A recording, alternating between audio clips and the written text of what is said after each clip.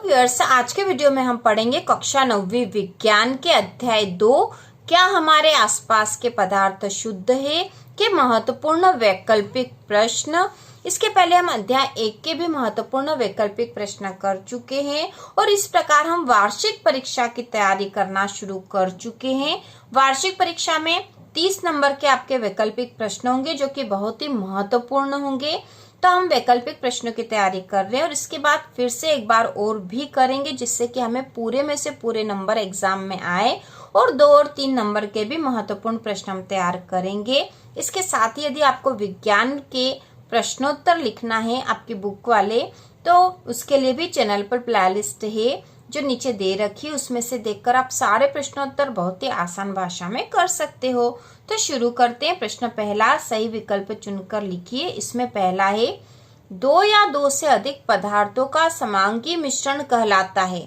ठीक है, 2 या 2 से अधिक पदार्थों का समांगी मिश्रण कहलाता है। तो यह मिश्रण कहलाता विलयन। 2 या 2 से अधिक पदार्थों का समांगी मिश्रण होता विलयन। दूसरा है विलयन का वह घटक जिसकी मात्रा दूसरे से अधिक होती है, क्योंकि विलयन में 2 घटक होते हैं, एक तो विलयन होगा, दूसरा विलायक होगा। तो जिसकी मात्रा अधिक है और जो दूसरे घटक को विलयन में मिलाता है उसे कहते हैं, तो उसे कहते हैं विलायक। ठीक है, जिसकी मात्रा अधिक है और जो दूसरे घटक को विलयन में मिलाता वो होता विलायक। अगला है टिंचर आयोडीन में विलयन में विलय है। ठीक है, टिंचर आयोडीन के विलयन में विलय है। तो इसमें विलय क्या होता है? तो इसमें विलय होता आयोडीन। टिंचर का जो आयोडीन है इसमें विलय आयोडीन होता है। अगला है सोडा जल विलयन में विलय होता है। तो सोडा जल विलयन में विलय है CO2 कार्बन डाइऑक्साइड विलय होता है।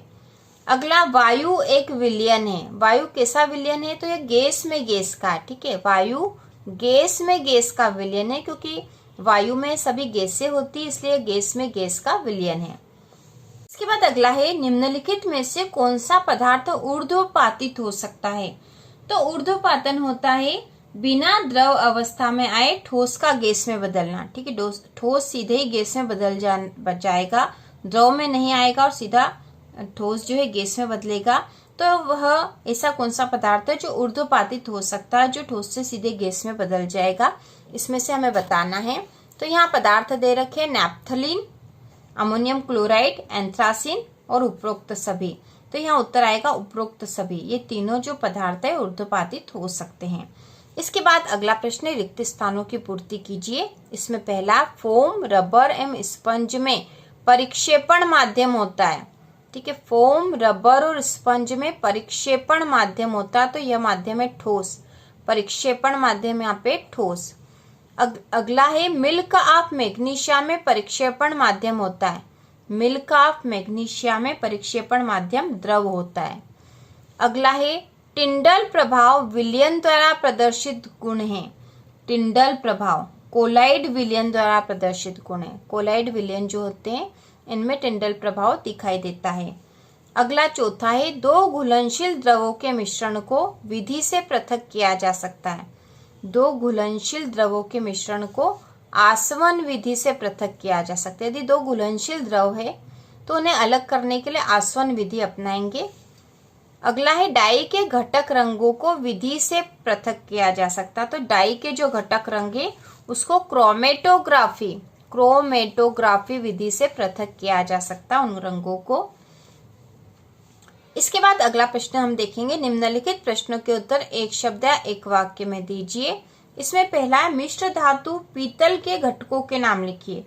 पीतल के घटक कौन कौन से? तो पीतल के घटक है जिंक एवं कॉपर। जिंक और कॉपर से मिलकर पीतल बनता है, तो पीतल के घटक हैं जिंक और कॉपर। इसके बाद अगला प्रश्न है कोहरा, बादल एवं कुहासा में परिक्षेपण माध्यम क्या होता है?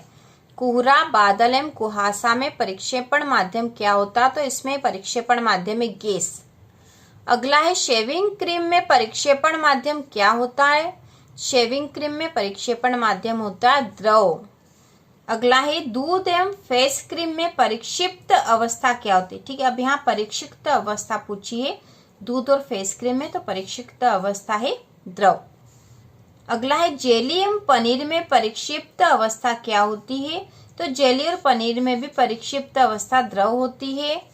अगला है मक्खन में परिक्षेपण अवस्था क्या होती है? तो मक्खन में परिक्षेपण अवस्था होती है ठोस।